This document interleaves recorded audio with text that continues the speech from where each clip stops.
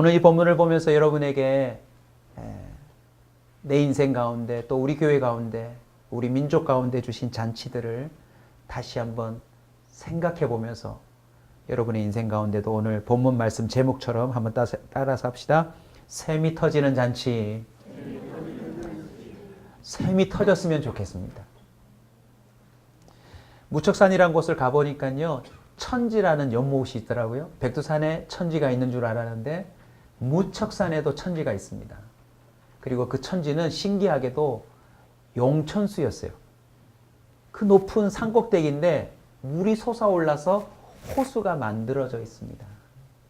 궁금해 하시지 마세요. 제가 모시고 갈 거니까 기대하시라.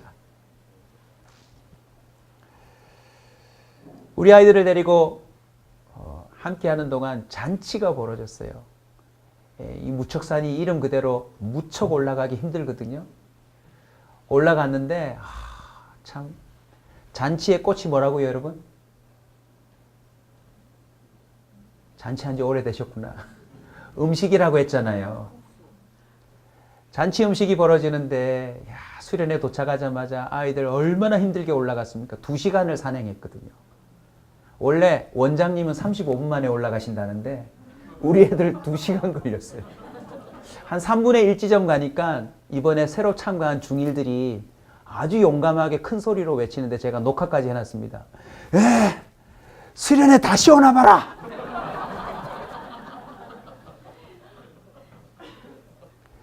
두 시간을 데리고 올라가서 얼마나 밥이 맛있겠습니까? 잔치가 벌어질 줄 알았지요.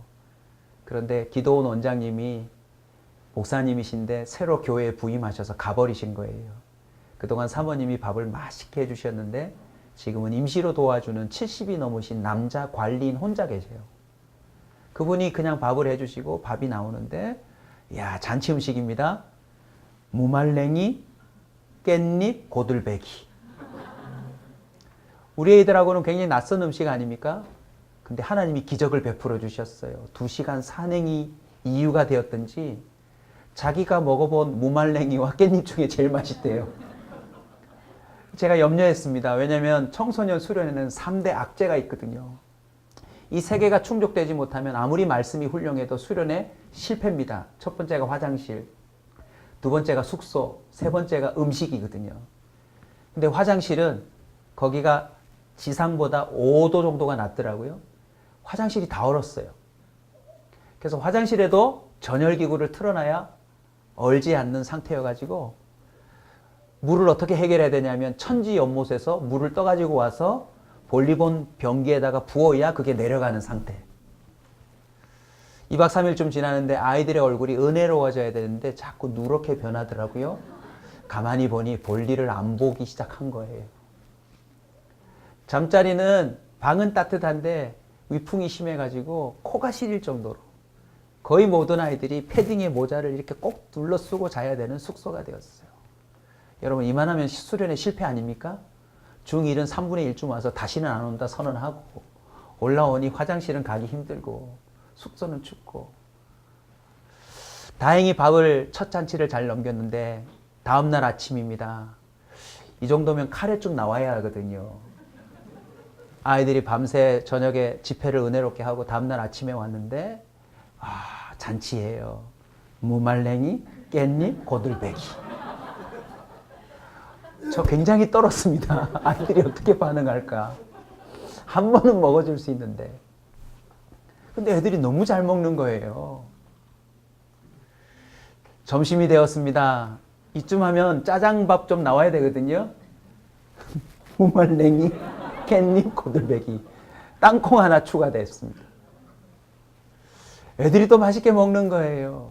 이제 드디어 수련의 마지막 날 밤이 되었어요. 이 정도면 뭐 삼겹살 파티에 뭔가 잔치가 있어야 되는데 무말랭이, 깻잎, 고들배기. 애들이 너무 맛있게 먹는 거예요. 산기도까지 갔다 오고 나서 컵라면 먹고 나서 애들이 잠들었습니다. 이제 수련의 마지막 날은 이제 끝나니까 특식이라도 있어야 되는데 아이들이 새벽 4시, 5시에 잤더라고요. 8시에 밥을 먹어야 되는데 9시 반쯤 깨어나서 이제 마지막 밥을 먹는데 이야, 잔치가 벌어졌어요. 오병이어의 기적 들어보셨나요? 무말랭이, 깻잎, 고들배기 옆에 멸치 한 10마리가 추가됐어요. 근데 애들이 내려오면서 깜짝 놀랐습니다. 뭐라고 하는 줄 아세요? 이 깻잎 집에 가져가고 싶대요. 어디서 이런 감동이 나왔을까요? 이제 중학교 2학년, 3학년 올라가는 아이는 교회 봉고차를 타고 오면서 이렇게 말하는 거예요. 4박 5일 했으면 좋겠다고. 여러분, 말씀이 은혜로워서가 결코 아닙니다. 하나님이 뭔가를 만지신 거예요. 그 아이들 마음 가운데 가장 힘든 여정이고 가장 어쩌면 맛없는 밥에 가장 열악한 숙소에 가장 힘든, 진짜 보셨어야 합니다. 오죽하면 이거 실명을 거론해도 되는지 모르겠는데, 네, 실명 거론하면 안 되겠다. 예민한 청소년이니까. 한 여자아이가 기도 부탁을 하고 나가더라고요. 어떤 기도 부탁인 줄 아십니까? 응아 좀 하고 올 수 있도록 기도 좀 해주세요.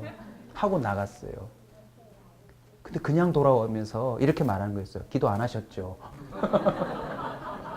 애들이 빵 터졌어요.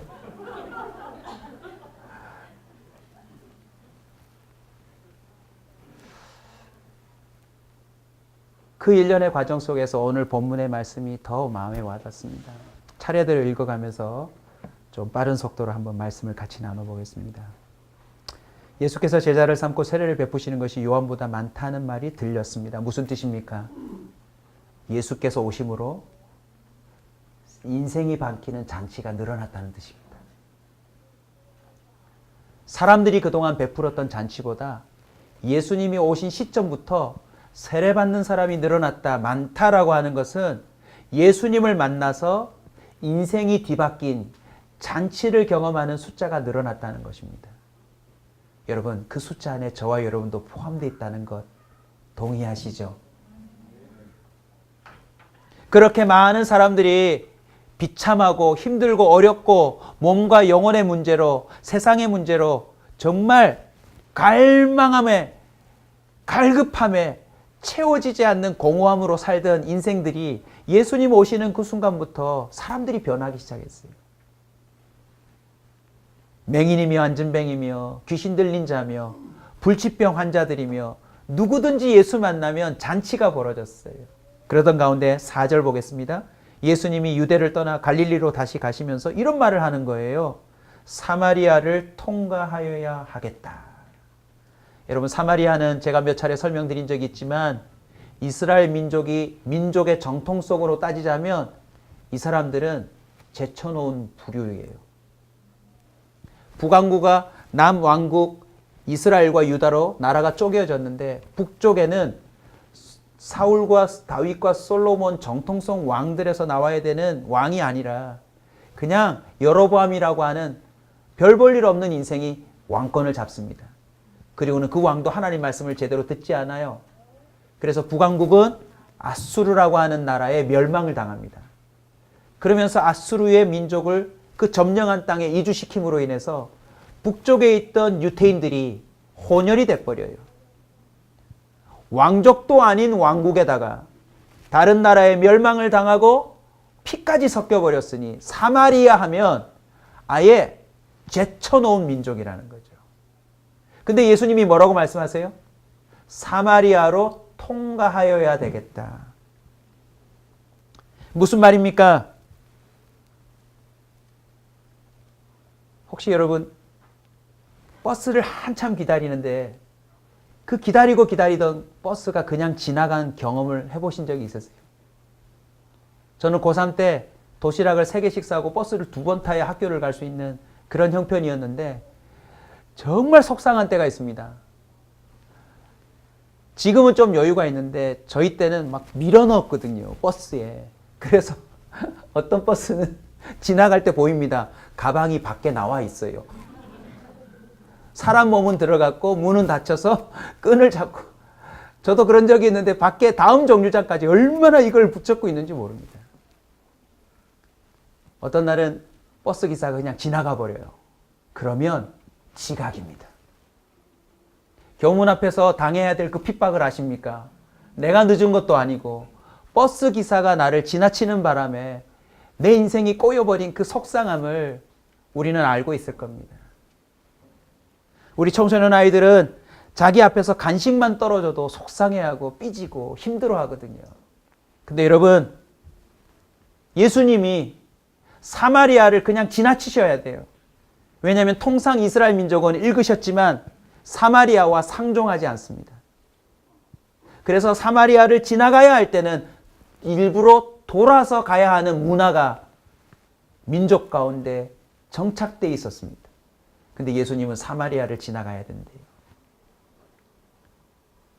한마디로 나에게도 잔치를 열어주시겠다라고 하는 예수님의 선포인 것입니다. 나는 결코 저 사람을 지나치지 않으리라. 그 장본인이 누구입니까? 7절에 보시면 사마리아 여자 한 사람입니다. 사마리아 자체는 방금 설명해 드렸어요. 근데 그 안에서 한 여자입니다. 이 당시에는 뭐 지금도 그런 사상이 조금 있지만 여자는요, 이름을 거론하지 않습니다.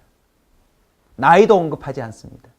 그리고 오병이어 사건도 보시면 아시겠지만 여자는 숫자에 포함되지 않습니다. 사마리아 부류 속에서 한 여자라고 했으니 이 여자는 버스 정류장인데 지나칠 존재가 아니라 아예 버스 노선이 들어가지 않는 구석진 곳 중에 가장 관심을 둘 수 없는 곳에 그 삶의 위치를 두고 있던 여자였죠. 근데 예수님은 사마리아를 통과하지 않겠다고 하는 가장 기초적인 이유가 뭡니까? 이 여자입니다. 6절 볼까요? 사마리아로 가시다가 예수님이 뭐 하셨답니까? 피곤하셨대요. 여러분, 주님은 피로를 무릅쓰고 그 여인을 찾아오셨어요. 저와 여러분의 인생도 한번 뒤돌아보십시오. 저를 이 자리에 서게 하기까지, 여러분을 이 예배의 자리에 앉게까지 예수님이 얼마나 피곤했을까요? 오늘도 보니까 우리 선생님 한 분이 사역자 모임을 하다 말고 전화를 받더라고요. 받으시라 그랬어요. 내용이 뭔지 아세요? 아이 한 명을 전도하셨더라고요. 그 아이를 챙기는데 손이 많이 갑니다. 그래야 몇 시까지 선생님 집으로 가 있어라. 거기서 택시를 타고 같이 올 테니. 아이 한 명을 지나치지 않는 것도 손이 많이 갑니다. 예수님은요, 지나칠 수밖에 없는 그 당시의 모든 사회가 무관심하며 차라리 없는 것 취급하는 게 낫다 싶을 정도로 무의미한 존재에 대해서 주님은 피곤을 무릅쓰고 찾아가셨어요. 무엇 하시려고요? 잔치를 열어주시려. 10절을 보십시오. 여자는 물을 뜨러 나왔습니다. 예수님은 그 여자에게 말을 거시고 그 여자가 깜짝 놀랍니다. 상종하지 않는데 왜 이러십니까? 여러분, 겸손히 하나 인정할까요? 저와 여러분의 수준 정도면 주님이 상종할 수 없는 존재라는 거 아세요? 우리가 뭐 볼 게 있다고 주님이 우리에게 상종하시겠습니까? 기도도 안 하죠. 말씀대로 살지도 않죠. 같이 사는 배우자도, 같이 사는 자녀들도, 같이 서로 뭔가를 함께하는 사람들도 그닥 서로 상종하고 싶어 하지 않는 그런 삶의 소유자인데 여자가 깜짝 놀랐어요. 상종해 주시거든요. 10절 예수께서 대답하여 이르시되 네가 만일 하나님의 선물과 또 내게 물을 좀 달라 하는 이가 누구인 줄 알았더라면 네가 그에게 구하였을 것이요 그가 생수를 내게 주었으리라. 이 여자가 지금 어떤 상태입니까? 일시적인 목마름만 해결할 뿐 근본적으로 자신의 삶의 문제를 해결해 줄 예수님을 모르는 겁니다. 12절 볼까요? 그래도 사마리아가 혼혈민족이지만 그래도 유태인에게 뿌리를 두고 있기 때문에 야곱을 알고 있었던 거 있죠. 지금 이 물을 뜨러 나온 운물도 무슨 운물이래요? 야곱의 운물이래요. 자, 여기서 하나 우리가 또 발견해야 합니다. 야곱은 아는데 왜 야곱의 하나님은 모를까? 우리에게 적용할까요? 많은 사람들이 그릇을 들고 나왔어요. 그 그릇은 뭐죠? 내 갈급함, 목마름을 채워줄 그릇이죠. 그리고는 그 그릇을 예배의 자리에 펴놓고 거기다가 뭔가를 담아가고 싶어 해요. 그 그릇이 뭔지는 여러분이 더 잘 알지 않으세요? 주님, 얼마가 필요합니다. 주님, 우리 집에 좀 이런 일이 있었으면 좋겠습니다. 우리 자녀가 잘 됐으면 좋겠어요. 하나님, 내 형편 가운데 좀 이런 부어짐이 있었으면 좋겠습니다. 알고 보면 물 한 컵 마시듯 다 일시적인 체험을 바라고 나오는 거죠.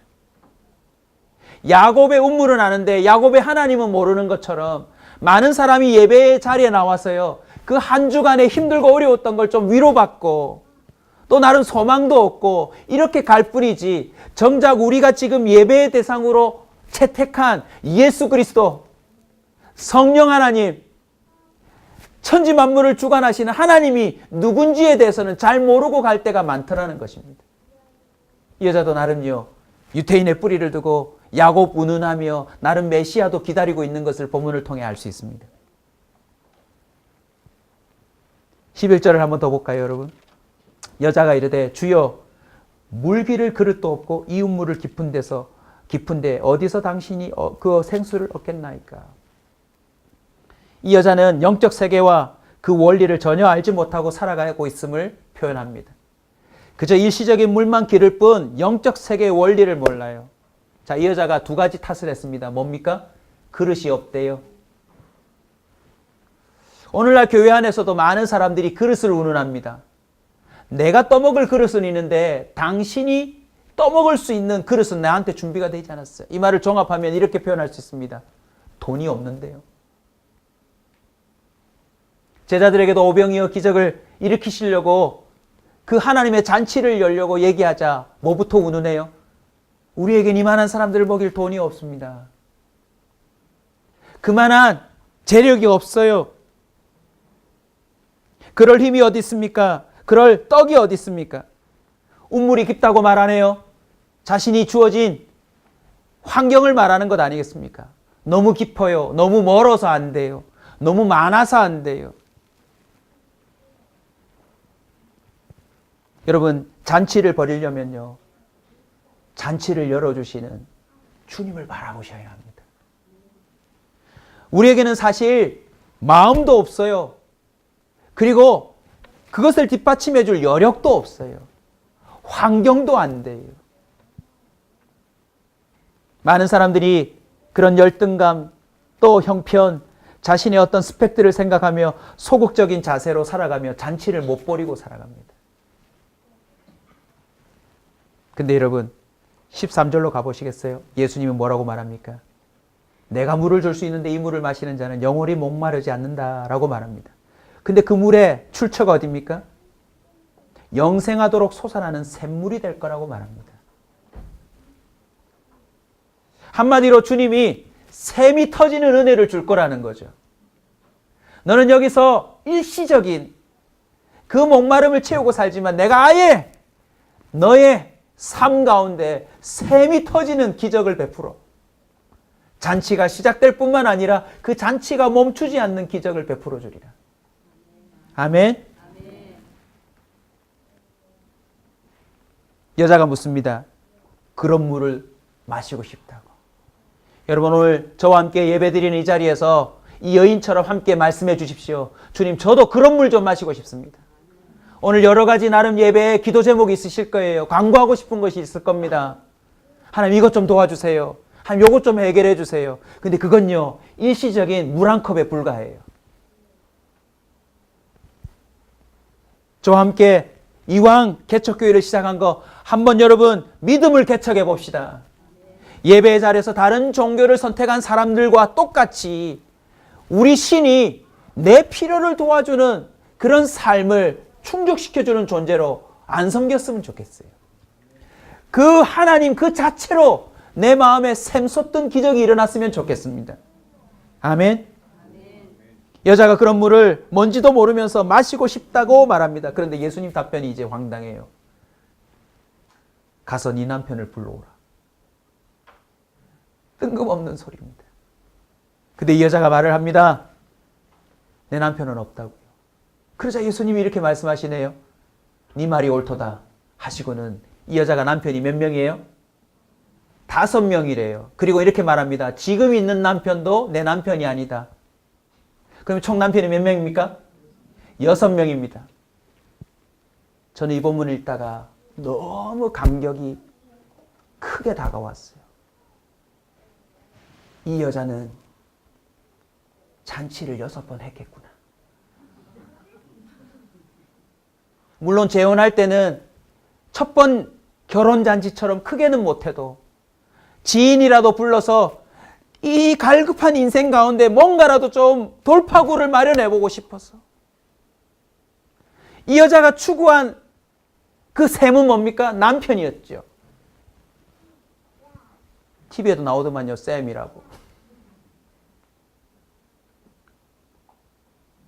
이 여자가 뭐라고 말합니까? 지금 남편도 내 남편이 아니다. 이 여자의 고백 속에서 뭘 경험합니까? 내가 사실은 남편이라고 하는 존재를 통해서 내 인생에 샘이 터지는 잔치를 경험해보고 싶었지만 이 남자도 저 남자도 아니었고 지금 남편도 아니라는 겁니다. 혹시 이 자리에도 그런 분 계십니까? 지금도 살고 있는데 영 아닙니다. 없는 거나 다름없는 남편입니다.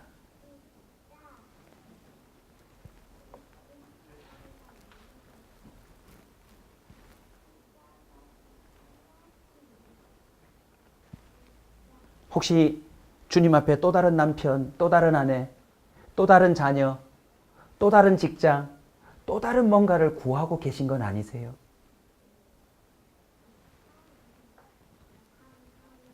드디어 7번째 진짜 신랑을 이 여자가 만난 셈이죠.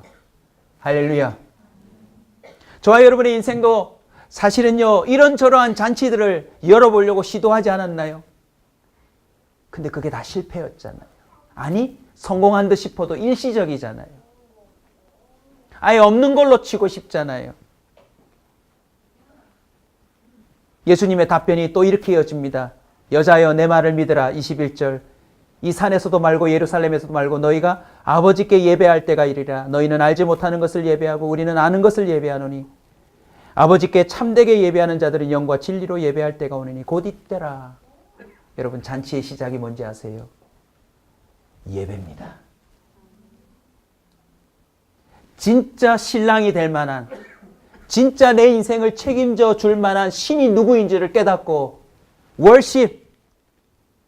월십이라고 하는 예배라는 단어는요, 월스라고 하는 가치와 십이라고 하는 그 사람의 마음, 태도, 모든 걸 합친 단어가 월십입니다.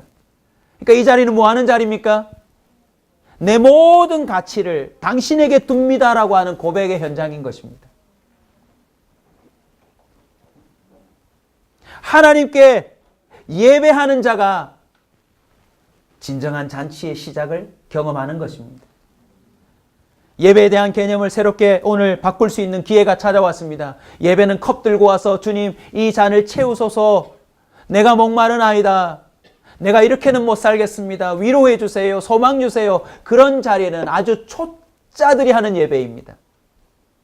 샘이 터진 그 잔치를 경험한 예수님의 신부 같은 자들의 예배의 현장은 뭔지 아십니까? 한 주간 동안 자기 속에서 나올 수 없는 샘이 터져 나와 그것이 어떻게 자기를 적시고, 그것이 어떻게 내 남편을 적시고, 내 아내를 적시고, 내 자녀들을 적시고, 수많은 사람들에게 적셨는지를 경험하고 다시 돌아와서 어찌하여 내게 이런 은혜를 베푸시나이까 라고 주님께 다시 찬양하고 고백하고 외치는 자리가 예배의 자리입니다. 이제 저와 여러분은요, 원사 커뮤니티 교회에서 더 이상 컵 들고 와서 주님 앞에 채워달라고 부탁하는 자리가 되지 않았으면 좋겠습니다. 제가 설교자에서 드리는 말씀이 아니고 저도 그렇게 결단하는데요. 목사님 설교가 은혜롭다 아니롭다 그거보다 더 중요한 것 있습니다. 하나님 한 분만으로 만족하는 겁니다. 여러분, 교회에 와서 사람 보시면 안 돼요. 주님을 보셔야 합니다. 예배의 자리는 채우러 오는 자리가 아닙니다. 예배의 자리는 이미 넘치게 하신 은혜들을 주님 앞에 다시 감사하고 고백하고, 주님 어찌하여 나를 찾아오셨습니까? 나 상종 안 하셔도 되는데, 나 지나치셔도 되는데 어찌하여 내 인생을 찾아와 멈춰주셨고 내 인생을 관통하셨나이까? 그걸 찬양하는 자리가 예배 자리입니다. 여자여 내 말을 믿으라, 이 말을 우리에게 적용할까요? 성도들이여 믿으십시오. 예수를 믿으면 저와 여러분의 삶 가운데 샘이 터집니다. 그 샘을 좀 더 구체적으로 표현하면 영과 진리로 예배하라고 했는데요. 진리는 성경입니다. 여러분, 올해 조혜련 우리 집사님 통해서 또 하나의 샘이 터진 듯한데 수련회 가서요. 수련회 모든 일정이 맞춰졌거든요. 그럼 애들이 가서 또 게임하고 놀아야 되는데 우리 애들이 앉아서 뭘 하고 있더라고요. 가서 봤더니 뭐 하는 줄 아세요? 성경 읽고 있더라고요. 돌아가면서. 이럴 땐 좀 와해 주셔야 됩니다. 그럴 인간들이 아니거든요. 기도회 마치고 집회 마치면 그제서는 또 막 놀아야 되는데 그날 치료해야 될 말씀에 대해서 그 아이들이 또 읽고 있더라고요. 여러분, 제가 뭘 깨달은 줄 아세요?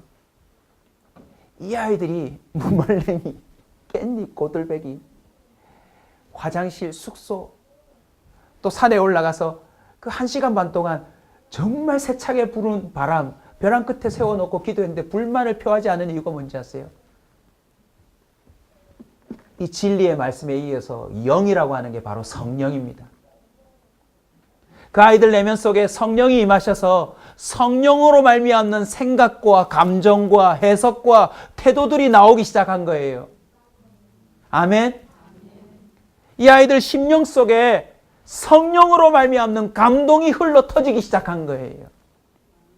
전 정말 깜짝 놀랐습니다. 다시는 이런 수련회 하지 말자고 할 줄 알았는데 4박 5일, 3박 4일, 2박 3일 너무 짧았어요. 애들이 그렇게 말하는 거예요.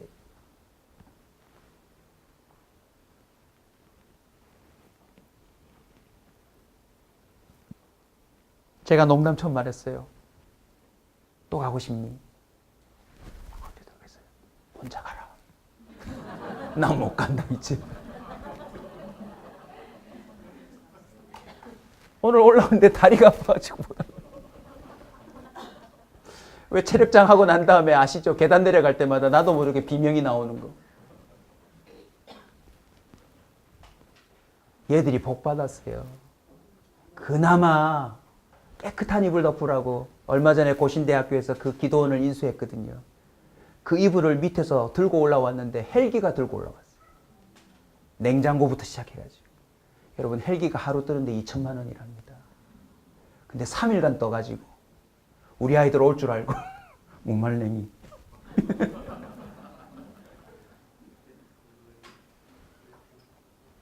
말씀을 맺으려고 하는데요.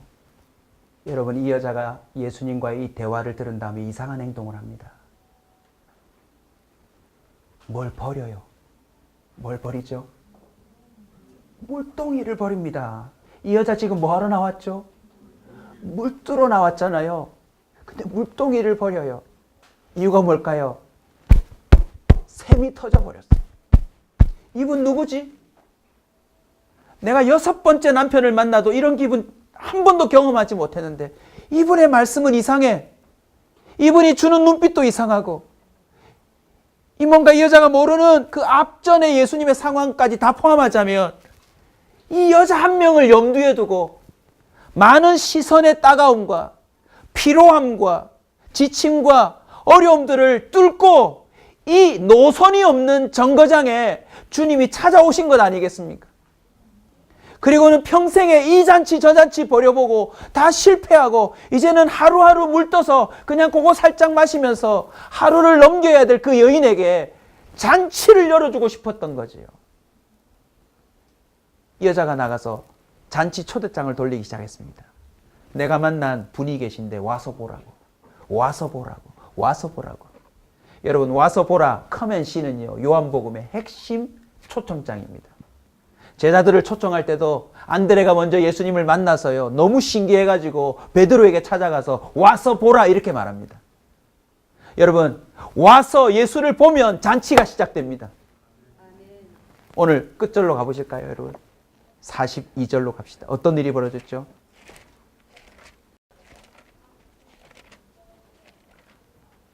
같이 했습니다. 41절, 42절 시작.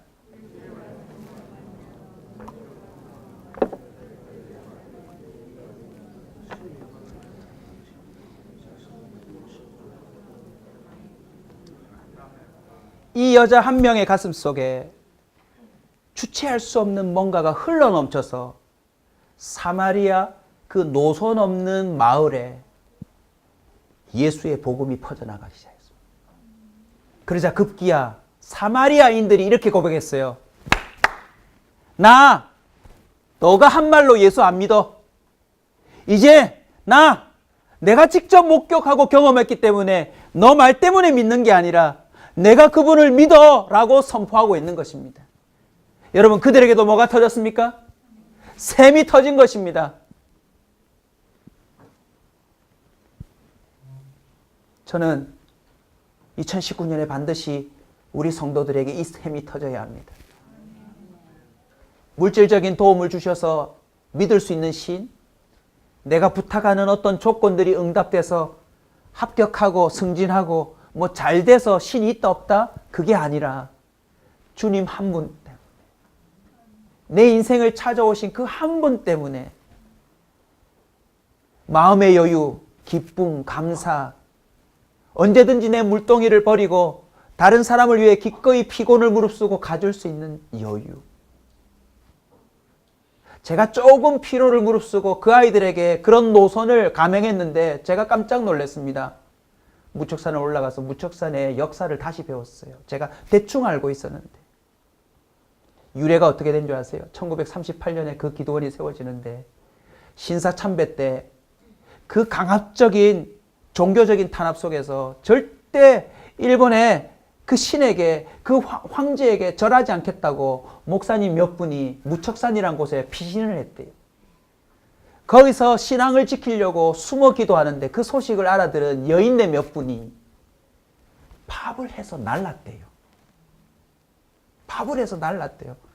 여러분, 이거는요, 애들만이 은혜 받을 수 있어요. 왜냐하면 안 올라가 보셨으니까 감이 안 오시죠. 팝을 해다 날랐대요.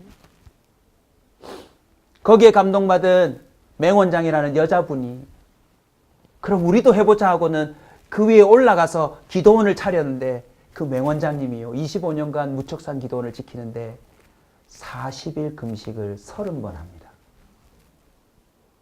40일 금식을 30번 해요.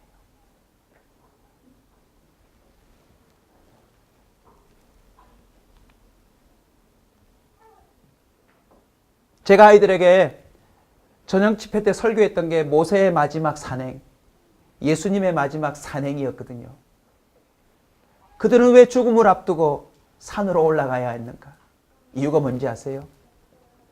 최초로 자기를 만나주신 그 하나님이 산에서 만나주셨고, 죽음 직전까지 늘 산에 올라가면 그들에게 해답을 주시고, 그들에게 승리를 주시고, 그들의 인생 여정을 잘 가게 하셨는데 어찌 죽음을 직감한 그들이 마지막 산행을 감행하지 않겠습니까? 그 집사님이 참 재밌게도요, 우리 애들 재워놓고 저보고 목사님 숙소는 제가 따로 드리겠습니다. 저는 수련회 가면 항상 아이들 가운데 누워 자거든요. 왜냐하면 혹시 사고라도 나면 내가 제일 먼저 일어나서 대처를 해야 되니까. 근데 남자아이들이 너무 많이 가가지고 남자 숙소에 제가 누울 자리가 없는 거예요. 그래서 어쩔 수 없이 그분 숙소에 갔는데 그분이 문을 열어주면서 이 방에서 어느 목사님이 기도했고, 이 방에서 어느 목사님이 기도했고, 이 방에서 어느 목사님이 기도했고, 어느 목사님이 기도했고, 역사를 쭉 읊어주는데 그 방에 저를 재우는 거예요. 혹시 아이들이 우리 목사님은 혹시 더 따뜻한 방에 자지 않나 이렇게 염려할 것 같았는데 제 방이 제일 추웠던 것 같아요. 제가 어저께 수도꼭지로 콧물을 달고 내려왔습니다. 아무리 모자를 써도 우풍이 사라지지 않아요. 근데 그 잠 못 이루는 방 가운데 눈물이 핑 돌았어요. 이 자리에 생애 마지막까지 기도한 자들 때문에 대한민국 교회가 살아난 거예요. 아이들이요, 감동을 하더라고요. 그 돌로 세워진 교회가 밑에서 성도들이 기도하러 오면서 벽돌 들고 올라와서 지은 거예요. 나중에 진짜 가보시면 이 감동이 밀려옵니다. 앞에 무척산이라고 꽤 큰 바위가 하나 있어요. 무척산 기도원하고 그 유래를 적어놨는데 그 돌도 밑에서 몇 개월에 걸쳐서 들고 올라왔대요. 아이들 화장실 불평을 못하는 이유가 뭔지 아십니까? 그 양변기 밑에서 누가 들고 올라왔다? 너희들 쪼그리 앉으면 힘들까봐 그래도 앉아서 하라고. 그건 누가 밑에서 들고 온 거야.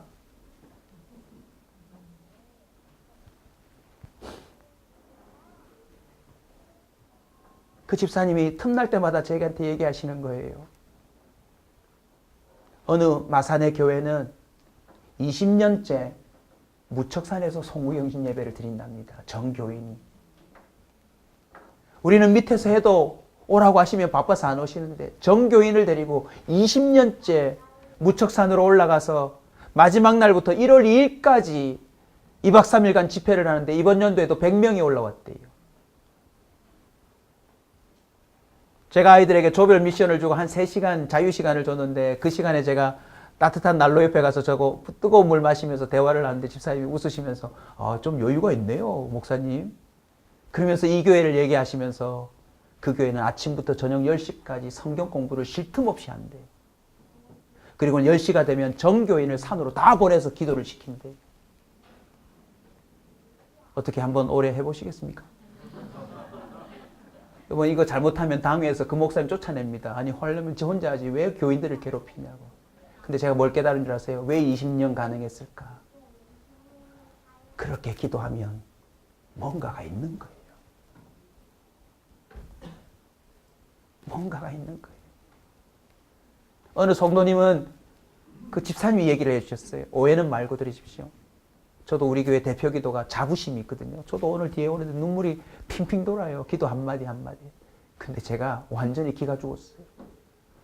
부산의 모 교회 어느 성도님은요. 대표 기도 순서를 맡으면 2개월마다 돌아온대요. 금요일날 저녁에 올라와서 주일날 새벽까지 기도실에서 대표 기도를 준비한대요.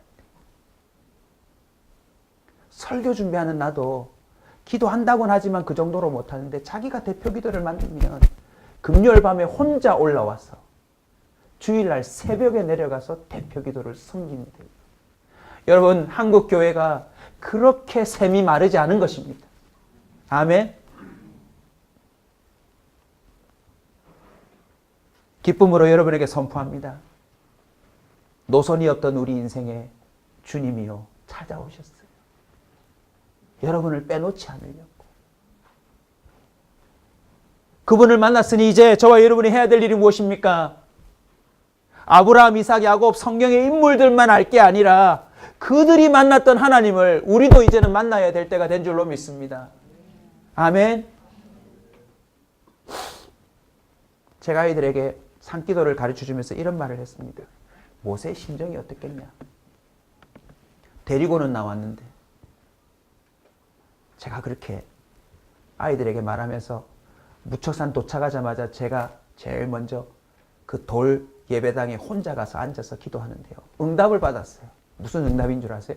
제 입에 터져나오는 기도를 통해서 응답받았어요.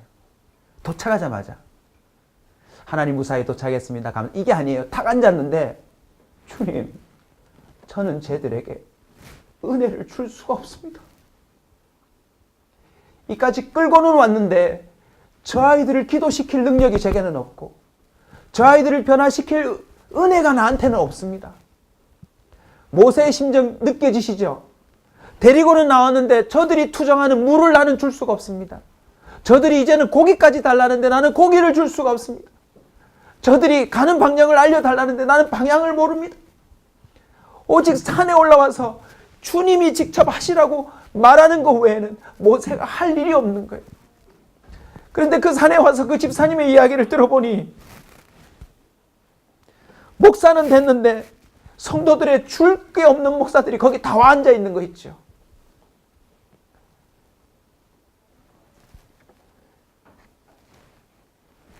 화명동의 어느 목사님은 수요 예배 금요 기도에 마치고 나면 혼자서 매주 그 저녁에 올라와서 기도하는데 어떻게 기도하느냐? 제가 앉았던 그 돌교회 냉방이 난방이 잘 안 되는 그 교회 혼자 앉아서 다음날 기도원 전체 식구가 새벽 기도할 때까지 무릎 꿇고 누웠다가 잠시 일어났다가 기도하면서 내려간대요. 그들이 왜 그렇게 한 줄 아세요? 나는 메말랐거든요. 더 이상 여기서 떠서 줄 게 없거든요. 놀라운 사실은 지금도요. 그 집사님의 말 속에서 제가 뭘 느꼈냐면 요일마다 누가 몇 시에 올라와서 기도하는지 그 리스트가 아예 정해져 있더라고요. 더 감동적인 건 분당 우리 교회 그분이 무척산 기도원에 오셨어요. 3040 남자 정도 되시는 분인데 유일하게 70대 넘은 그 관리 집사님하고 그 장로님도 잠깐 한 분 가셨지만 그분이 먼저 올라와서 기도하는데 일주일을 기도하고 가신대요. 정말 핸섬하고 멀쩡하게 생기신 분이 분당에서 왜 무척산까지 옵니까? 분당은 천당 밑인데 거기서 기도하시지. 근데 놀랍게도요. 그분이 우리 25명 올라오기 전에 여자 화장실, 남자 화장실 그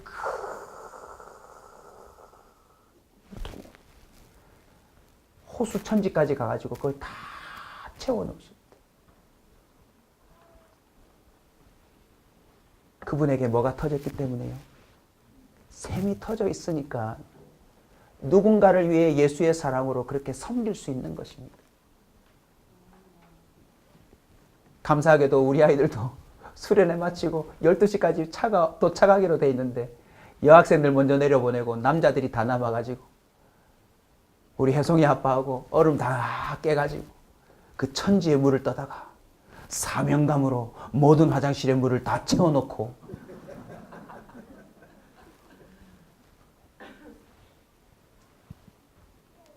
여러분 메마르시죠? 사랑한다고 말했던 남편과 아내에게조차 뭔가 흘러넘쳐서 줄 수 있는 신선한 생수가 잘 안 나오죠. 내가 나름 직장에서 또 사회에서 내가 생각한 계획과 포부로 좀 잔치를 확 벌려가지고 회식하고 떵떵거리고 사람들에게 내가 이렇게 잘 됐다라고 말하고 싶었지만 그거 잘 안 되시죠? 물동이 내려놓으십시오. 그거 채워봐야 소용이 없습니다. 오늘 여러분의 심령 가운데 예수로 말미암는 샘이 터졌으면 좋겠습니다. 내가 너를 지명하여 불렀나니 내가 너를 결코 지나치지 않았고 내가 너를 책임지나니 샘이 터지는 그 은혜로 말미암아 저와 여러분이 오늘부터 잔치를 시작하십시오. 마음껏 성령으로 말미암는 그 생각과 말이 흘러넘치시고 진리라고 했으니 주님의 그 약속의 말씀으로 여러분이 샘이 터졌으면 좋겠습니다. 저도 산에서 말씀을 몇 구절 읽어보니까 막 샘이 터져요. 주님의 약속이니까 나도 모를 기쁨과 감격이 막 터져 오르더라고요. 왜? 이 약속이니까. 아멘. 영과 진리로 잔치의 예배를 베풀리는 여러분 되시길 주의로 축원합니다.